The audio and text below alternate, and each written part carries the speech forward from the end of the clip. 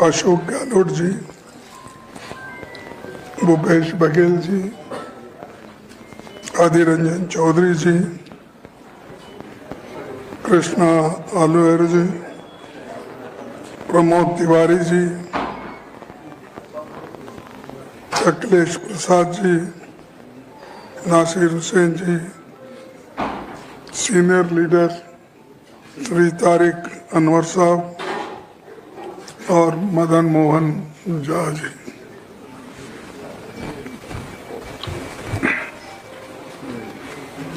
सभी मंच पे बैठे हुए नेताओं को तो आप जानते हैं, लेकिन मैंने फिर एक बार सबका नाम लेकर संबोधित किया और खास करके इस चुनाव में आप सभी यहाँ पर आए हैं, पटना में उपस्थित हैं। आपको संबोधित करने के लिए मैं हमारे पार्टी के नेताओं से रिक्वेस्ट की थी, तो थोड़ी 10 मिनट देरी हो गई, इसलिए मैं आपका क्षमा चाहता हूँ और चंद बातें आपके सामने रखना चाहता हूँ चुनाव के बारे में। आज यहाँ जेडीयू और बीजेपी की सरकार है। 11 साल से मोदी जी केंद्र में अपनी सरकार चला रहे और जेडीयू के नेता वो भी यहाँ पर 20 साल से अपनी हुकूमत चला रहे, लेकिन ये लोग 20 साल से यहाँ पर हुकूमत में रहते हुए और 11 साल से केंद्र में रहते हुए अभी भी ये बात करते हैं पुरानी, कभी जंगल राज की बात करते हैं, कभी हमारे पुराने लीडर्स जवाहरलाल नेहरू जी की बात करते हैं, इंदिरा गांधी की बात करते हैं और हमारे जो लीडर्स इस देश के लिए अपनी कुर्बानी दी, उनके ऊपर भी टीका टिप्पणी करते रहते हैं। मुझे समझ में नहीं आता कि मोदी साहब क्या फिर एक बार पार्लियामेंट चुनाव की भाषा करते हैं। क्या बिहार के बारे में कुछ देने के लिए और यहाँ पर कुछ करने के लिए, कुछ डेवलपमेंट के लिए, कुछ एम्प्लॉयमेंट के लिए, कुछ महंगाई के बारे में, शिक्षा के बारे में, स्वास्थ्य के बारे में, घर के बारे में और एमएसपी के बारे में ये बात करते मैं समझा था, लेकिन उन्होंने हर कॉरपोरेशन इलेक्शन से लेकर एमएलए के इलेक्शन और पार्लियामेंट इलेक्शन, बाई इलेक्शन में ये बातें बोलते रहते हैं। अरे आप इस देश के प्रधानमंत्री हो, इस देश को चलाने वाले हर जगह जाके सिर्फ कांग्रेस को गालियां देना, टीका टिप्पणी करना, यही काम नहीं आपका। आप बताइए देश को रहा एम्प्लॉयमेंट कैसा जनरेट होता है, इन्वेस्टमेंट कैसी आती है बिहार में, और स्कूल कॉलेजेस में अच्छी पढ़ाई, नौकरी, अच्छे शिक्षक, प्राइमरी स्कूल से लेकर यूनिवर्सिटी तक आप दे सकेंगे, इसकी बात करो। बच्चों को अच्छा खाना नहीं मिलता और 70% बच्चे कुपोषण से आज पीड़ित हैं, उनकी बात करो, लेकिन वो ऊपर उठना नहीं चाहते और वो जहाँ के वहाँ रह के सिर्फ मैं देखा टीवी पे, आप तो देखते ही है क्योंकि उनको अगर ज्यादा आप नहीं बताएंगे तो टीवी भी जरा बंद होती है, क्योंकि एक मजबूरी है मालिक की, आपकी नहीं, मालिक की मजबूरी है। अगर ज्यादा नहीं दिखा है, ज्यादा काउंटर करने के बाद भी अगर उनके शब्द नहीं आए हैं तो नेचुरली वो सबको डराते धमकाते, एडवर्टाइजमेंट बंद कराते हैं और उनके कोई और काम भी है तो उसको भी रोक देते हैं। तो इसीलिए मैं मोदी के बारे में ये बोलना पड़ा। अगर वो सिर्फ बिहार के चुनाव के बारे में अगर बोलते थे, मैं वही बातें बोलता था। अब वो पुरानी अपनी बात भूल गए, कांग्रेस की बातें ही करते हैं अभी भी, डिमोनेटाइजेशन भूल गए, काला धन लाने का भूल गए, 2 करोड़ नौकरी देने का भूल गए, एमएसपी भूल गए। ये सब झूठे वायदे उन्होंने पहले जो किए थे उसको ही वो कर नहीं पाए। और आज फिर मैं पेपर में भी पढ़ा, कल वो भाषण में भी बोले हम 1 करोड़ नौकरियां देंगे। अरे बाबा, 2 करोड़ नौकरियां हर साल देने का वायदा नहीं आपने पूरा नहीं किया। 11 साल प्राइम मिनिस्टर रहे, 20 साल नीतीश साहब रहे, आप दोनों मिलके यहाँ पर हुकूमत की, आपको देने का नहीं हुआ, फिर आप झूठा वायदा करते हो। इसीलिए मैं बहुत बार बोला हूँ, फिर बोलना नहीं चाहता कि हमेशा कि ये मोदी साहब झूठों के सरदार हैं। तो ये झूठों के सरदार हर जगह जाके झूठ बातें बोल के वोट खींचने का वो सोचते हैं। तो लोग आज विचार कर रहे हैं, पहले भी इन्होंने वैसा ही किया था पार्लियामेंट इलेक्शन में। अब की बार क्या 400 पार, और यहाँ भी अभी वही बोल रहे हैं कि अब की बार 175 क्या 2/3 लाएंगे।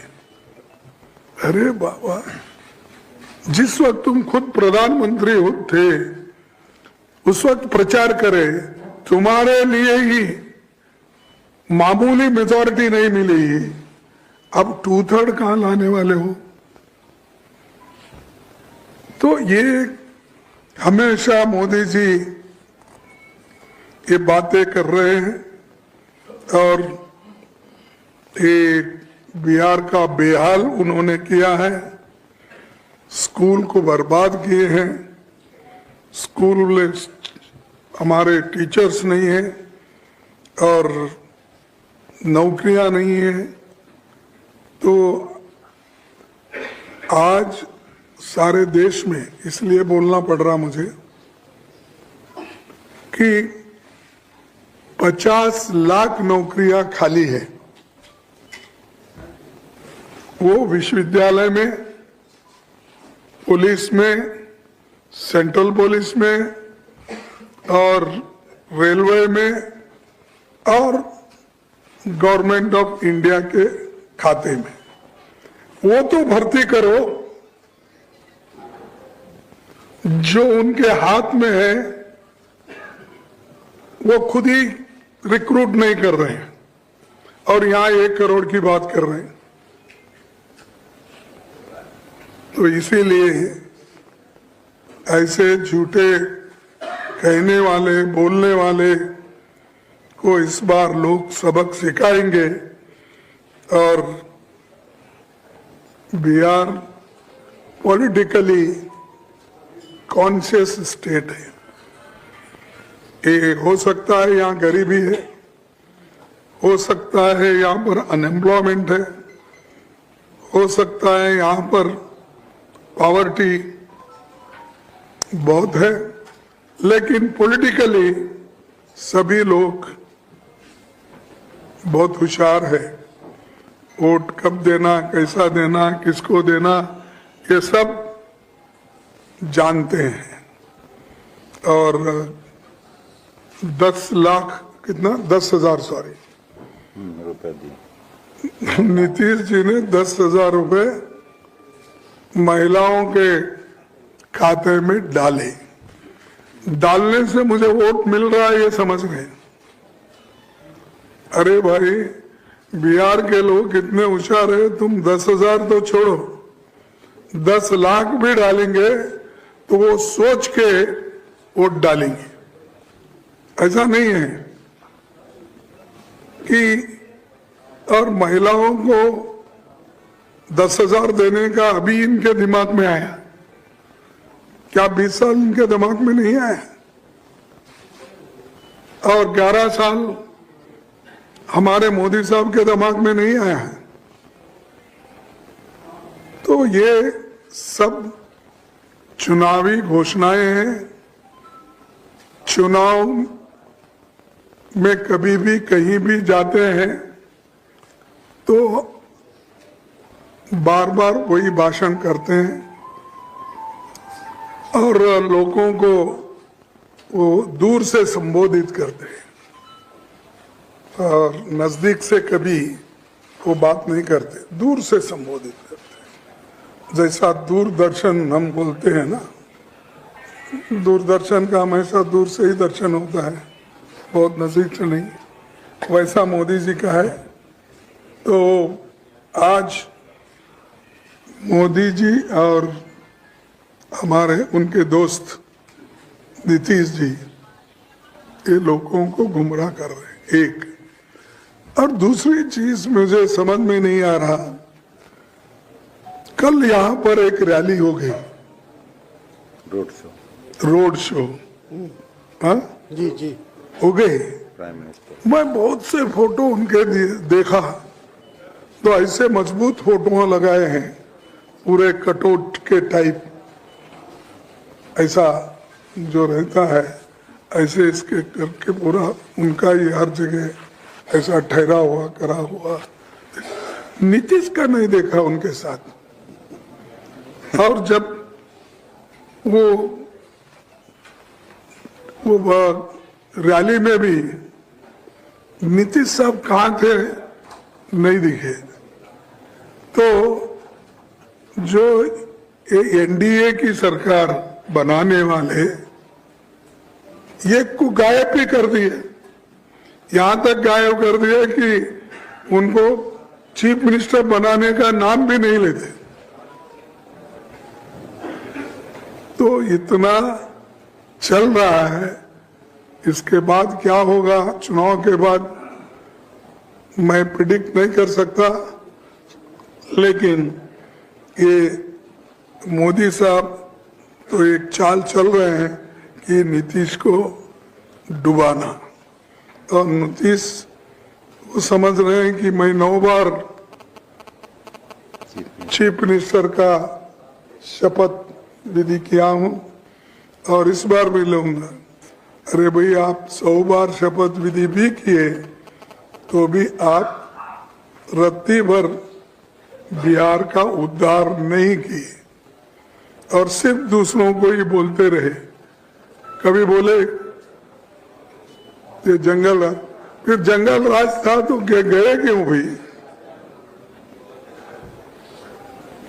नीतीश साहब, आप खुद मानते हैं 2-2 बार साथ में रह के गालियां देते फिरते हैं। तो ये ऐसा इनका बिहार में एक बहुत बड़ा साजिश चल रहा है। अब कब क्या किस वक्त ये लोग अपना जलवा दिखाते हैं मालूम नहीं। और उनकी भी इलेक्शन मैनिफेस्टो परसों हुई, शायद मैं पेपर में पढ़ा कि उसमें बहुत सी बातें उन्होंने बोली, लेकिन 26 सेकंड, वो 2 मिनट भी नहीं रुक पाए यहाँ पर, ऐसा सुना मैं।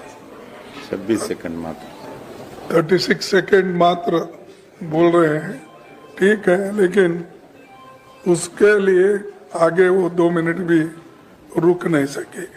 ये इंस्टेंट कॉपी के जैसा उन्होंने काम किया कि वो कुछ बोलने के लिए तैयार नहीं है और सुनने के लिए भी टाइम नहीं है।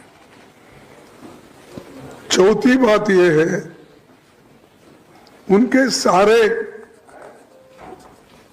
वादे दिखावटी है और बिहार के युवाओं को सिर्फ दिशाभूल कर रहे हैं और युवाओं को सिर्फ मजदूरी करने का वो हमेशा वायदा का कभी बोलते हैं कि एम्प्लॉयमेंट क्रिएट करूंगा। क्या करेंगे?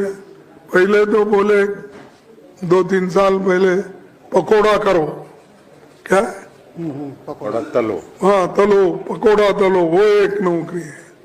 अब बोल रहे हैं रील छोड़ो, है? हाँ, क्या रील बनाओ और वही देखते रहो दिन भर रील, खाना भी मत खाओ, कुछ भी नहीं, रील देखते रहो। अरे ऐसी चीजें बोलते हैं। एक प्राइम मिनिस्टर ठोस कदम उठाना चाहिए और आप लोगों को ये बताना चाहिए आगे क्या करने वाले।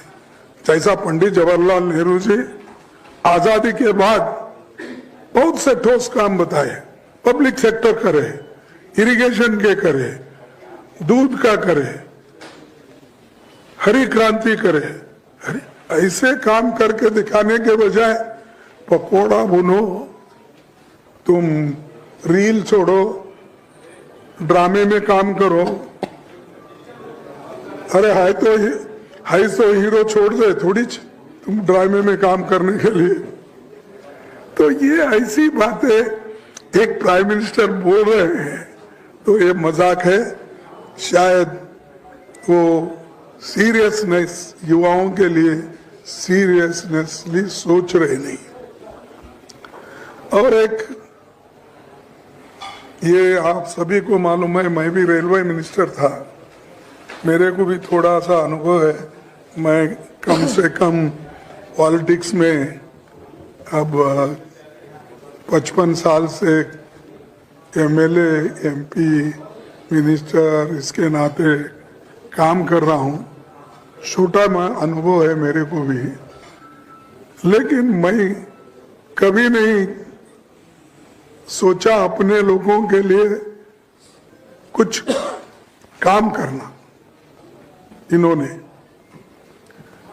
अब छठ पूजा आती है, लोग धड़ाधड़ आते हैं, बेंगलुरु से, इधर से, चेन्नई से, बॉम्बे से, रेलवे स्टेशन पे गिरते हैं, मरते हैं। स्पेशल ट्रेन छुड़वाने का आपकी ताकत नहीं है। और दिवाली में भी वही होती है हालत। और मैं खुद इसका अनुभव करता हूं कि बेंगलोर में बहुत से हमारे दोस्त और बहुत से कामगार वहां काम के लिए आते हैं और उनके बारे में भी आप कभी सोचते नहीं। और मैं और एक पूछना चाहता हूं, ये डबल इंजन की सरकार है, वो ही कहते हैं, हम तो नहीं कहे। तो और एक बार शाह जी ने कहा, शाह, कि ट्रिपल इंजन की सरकार महाराष्ट्र में आएगी उनकी, क्योंकि लोकसभा और एमएलए, उसके बाद पंचायत के इलेक्शन, कॉरपोरेशन के इलेक्शन चलने वाले हैं। तो उसने बोल दिया कि शाह ने ट्रिपल इंजन की सरकार। अब कितने इंजन लगाएंगे एक रेल को ढकलने के लिए? तो ऐसी बातें, ऐसी जुमले करके ये लोगों को लुभा रहे हैं और ये झूठ भी बोलने का उतना ही है। तीसरा बात चौथा मैं ये कहूंगा, देखो देश में सामाजिक न्याय मिलना चाहिए और सामाजिक न्याय के लिए हम सब लोग एक होकर लड़ना चाहिए। इसीलिए तो हम महागठबंधन एक होकर लड़ रहे हैं। आज लालू प्रसाद जी यहाँ के बहुत बड़े नेता हैं और तेजस्वी युवा नेता है। राहुल जी तो सतत देश भर फिर रहे हैं, कन्याकुमारी से कश्मीर तक उन्होंने फिरा, उसके बाद मणिपुर से लेकर मुंबई तक हर जगह उन्होंने कहा और हर एरिया में, हर इस क्षेत्र में उन्होंने गया। तो वो भी इतनी मेहनत कर रहे हैं कि एक स्वाभिमानी सरकार लाने के लिए और एक गौरवपूर्ण हुकूमत लाने के लिए। लेकिन आज मोदी जी इसकी तरफ ध्यान नहीं देते, वो टीका करते ही रहते हैं, खासकर राहुल गांधी जी को और हमारे पार्टी के नेताओं को हमेशा टीका करते। उनकी आदत है, कह रहे कि हमारे कन्नड़ी में बोलते हैं ये बाई चटा था, जबान का वो क्या बोलते हैं, बाई चटा बोले तो एक को आदत रहती है, अब वो मूंगफली सामने है तो खाते ही रहते। तो वैसा इनको बगैर बोले इनको कोई उनकी आदत है।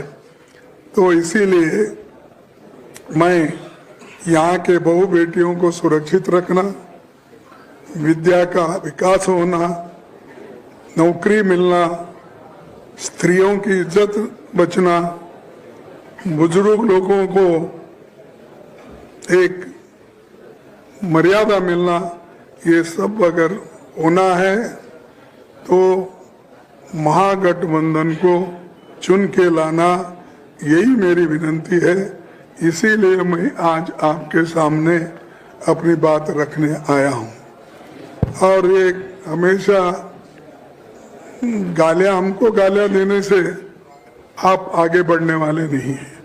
तुम क्या करने वाले, कहने से करने से बढ़ते, लेकिन हम माने के बाद ये जरूर करेंगे जो हमारे इलेक्शन मैनिफेस्टो में हमने कहा है।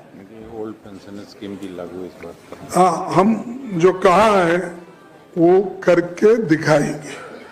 हम हर परिवार को एक सदस्य को रोजगार देने का वायदा किए हैं, हम पूरी कोशिश करेंगे।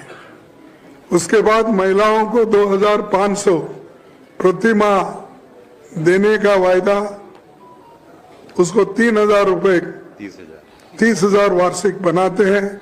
अब आपको मालूम है कि कर्नाटक में हम वो दे रहे हैं, अभी ऑलरेडी 24,000 वहां पर मिल रहा है साल को। उसी तरह 200 यूनिट बिजली ये कर्नाटक में हमने दिया है, यहाँ भी देंगे। 25 लाख तक की मुफ्त स्वास्थ्य बीमा योजना जो हमने पहले हमारे पार्टी की ओर से राजस्थान में राजस्थान में हमने लागू की थी, वही स्कीम यहाँ पर भी हम लागू करेंगे। ये कोई इसमें असाध्य नहीं है, साध्य है, करके दिखाए हम गहलोत साहब, हम भी करके दिखाए वहां पर। वही बात तेलंगाना में भी करके दिखाए। तो हम जो कहते हैं वो करते हैं और करके रहेंगे। और दूसरी चीज मनरेगा, इसको 300 रुपए हर दिन बनाने का हमने घोषणा की है। ये मनरेगा की मजदूरी 300 करेंगे। फिर उसकी और एक बात मैं आपको कहना चाहता हूं कि मनरेगा का बजट, हमारे गरीबों की बात करने वाले मोदी साहब पैसे रिलीज ही नहीं करते, बजट में तो ज्यादा रखते हैं, लेकिन रिलीज जब करते हैं वो कम करते हैं। तो 100 दिन का नौकरी का जो वायदा है वो पूरा नहीं होता। जब ये पूरा नहीं होता तो हम यही समझना चाहिए कि मोदी साहब गरीबों के लिए दूर है, गरीबों से दूर है। सिर्फ भाषण करना एक उनका आदत है, वो करते रहते हैं, लेकिन काम नहीं। फिर उसके बाद आरक्षण की सीमा 50% से ज्यादा करने का वादा हमारा है, हम करेंगे। ये बात हमने कर्नाटक में की है, ये बात हम तेलंगाना में की है, ये बात हर जगह हम कर रहे हैं और उसके तहत हम आगे बढ़ेंगे। फिर ओबीसी के लिए पंचायत में आरक्षण 20% से बढ़ाकर 30% और एससी के लिए 16 से बढ़ाकर 20% किया जाएगा। ये सब हमारे वायदे सच है और हम वायदे जो करते हैं, मैं अभी कहा कि वो निभाते भी हैं। उसके अलावा हम ये भी कोशिश करेंगे पलायन मुक्त बिहार का निर्माण और युवाओं के लिए फॉर्म शुल्क खत्म, परीक्षा तक मुफ्त यात्रा और बिहार के युवाओं का भविष्य संवारेंगे, उन्हें तरक्की के नए मौके देंगे और महिलाओं को स्वावलंबी बनाएंगे और बिहार को दोबारा उसका गौरव लौटाने की पूरी हम कोशिश करेंगे। इसीलिए मैं आपसे विनती करूंगा, ये जो अपील हम कर रहे हैं इसको आपका कोऑपरेशन होना चाहिए। आप इसको ठंडे दिल से सोच के जरा इसको प्रोत्साहन दिए तो बिहार का भी, बिहार के युवा, स्त्री, पुरुष सबका भला हो जाएगा। Thank you. इससे ज्यादा एक सेकंड पीटीआई से प्रकाश जी, सबको मौका मिलेगा। अभी कर रहे हैं। सर हाँ पूछिए। प्रधानमंत्री ने और एक स्टेटमेंट अभी दिया रिसेंटली कैंपेनिंग के दौरान कि लालू जी ने कौन सा पाप किया है कि तेजस्वी ने उनका फोटो पोस्टर से हटा दिया। सर और एक दूसरा छोटा सा सवाल है, एक सवाल पे लिमिट रखिए प्लीज। क्या है फोटो? सर जेडीयू के लीडर लल्लन सिंह ने अभी स्टेटमेंट दिया कि अनंत सिंह जो कि अरेस्टेड मींस एक्यूज्ड है, मर्डर एक्यूज्ड, उनका ये पॉलिटिकल कंस्पिरेसी था और पिछले बार से ज्यादा मतों से इस बार जीतेंगे वो। क्या बोले? वो आनंद जो पकड़े गए आनंद सिंह ने उन्हीं के बारे में बात कर रहे नहीं, हैं। पहला आनंद पूछा सिंह कि पहले अरेस्ट हुए हैं पहला मर्डर पूछा केस कि- में और ज़्यादा वोटों से जीते गए ऐसा उनका क्लेम है। This is the claim. Okay, ऐसा लोकल सवाल का जवाब आप दीजिए। लोकल इशू है। चलो लोकल इशू का कुछ बोलना बोल दीजिए। एएनआई से अमन जी। सर, प्रधानमंत्री मोदी ने अभी कहा है कि कांग्रेस भली भांति जानती है कि आरजेडी इस बार बड़े मार्जिन से हारने वाली है और जब आरजेडी हारेगी तो कांग्रेस उसके वोट बैंक पे कब्जा कर लेगी और एक दूसरे को ही गालियां देगी। हाँ, ये देखिए मोदी जी ऐसा ही कहते हैं। अब उनकी गवर्नमेंट खुद की गवर्नमेंट है। आज जो हुकूमत वो कर रहे हैं अपने बलबूते पे कर रहे हैं। अरे ये ऐसे ही बोले 400 लाएंगे बोल के, अब दूसरे को ऐसा ही बोलेंगे उनका वोट छीन लेंगे। इन्होंने तो सबकी वोट छीनने की कोशिश की है। किसी को ईडी लगाया, किसी को सीबीआई लगाया, किसी को आईटी लगाया, किसी को विजिलेंस लगाया। ये सबको सताने वाले, सबको अंदर जेल में डाल के उनको हरासमेंट करके ये अपनी हुकूमत को मजबूत करने वाले हैं। और बहुत से स्टेटों में मोड़ तोड़ के जोड़ के सरकार उन्होंने बनाई है और ये क्या करेंगे? आईएएनएस से अभिषेक। प्रधानमंत्री ने सर कहा है कि महागठबंधन में राजद ने बंद कमरे में कांग्रेस की कनपट्टी पर कट्टा लगाकर सीएम फेस की चोरी कर ली है।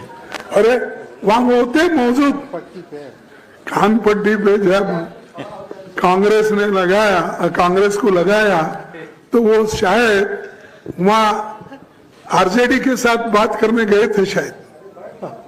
हाँ, ये बोलने की बात है। कोई कांग्रेस को डराता नहीं, कांग्रेस कभी डरती नहीं। समान के साथ, दोस्ती के साथ, सबके साथ अच्छा है। ये हमारा महागठबंधन है। महागठबंधन में एक दूसरे से प्रेम के साथ रहते हैं।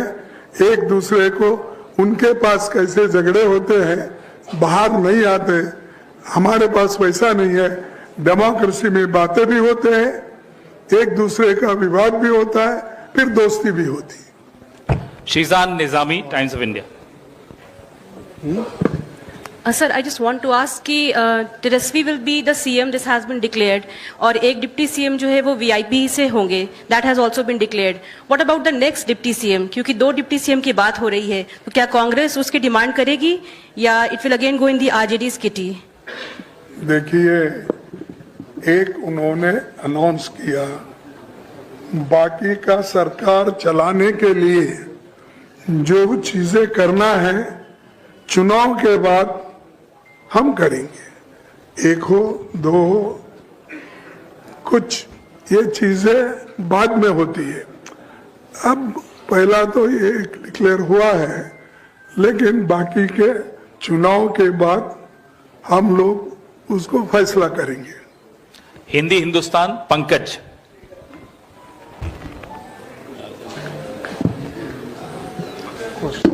मेरा सवाल है कि 3.25 करोड़ परिवार को नौकरी कैसे देंगे सत्ता में आएंगे तो?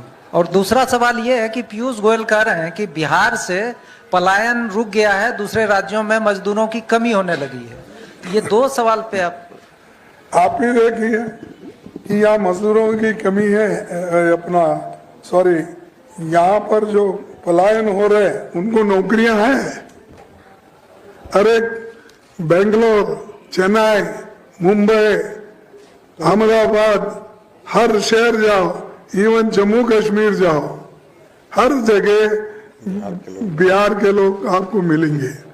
तो ये लोगों को पलायन करने के लिए मोदी और हमारे नीतीश जी कारण करता है, और ये मजदूर रखना चाहते उन्होंने, जैसा कि कोई परसों लिखा था लेबर को, वैसा ही लेबर रखने के लिए और मनुस्मृति में जो पद्धति है उस पद्धति के अनुसार ही आगे चलेगा, ऐसा लेबर कोड में वो लिखा गया था। एक आर्टिकल मैंने पढ़ा, आप भी पढ़े होंगे, तो हिंदू में देखा, टेलीग्राफ में देखा, दूसरे पेपर में देखा, ट्रिब्यूनल में देखा, बहुत से देखा। तो ये जो कहते हैं सब झूठ। हम बताएंगे ना कहाँ करना, कैसा करना। अब बहुत से नौकरियां हैं, पहले 1 करोड़ तो तुम्हारे पास ही है, और हमारे पास कम से कम हमको यहाँ बिहार में 8-10 लाख तो आप ही के नौकरी मिलेंगे हमको। फिर उसके बाद में हम बहुत से उन्नयन करेंगे, स्किल डेवलपमेंट बनाएंगे, दूसरे चीजें। अगर कोई चाहता है, कोई दिल करता है कि किस ढंग से नौकरी दिलाना, वो जरूर दिलाता है। मैं एक उदाहरण आपको बोलता हूं। मैं जब लेबर मिनिस्टर था, मेरे पास वो पंजाब के जो सीनियर लीडर अकाली दल के बादल साहब, बादल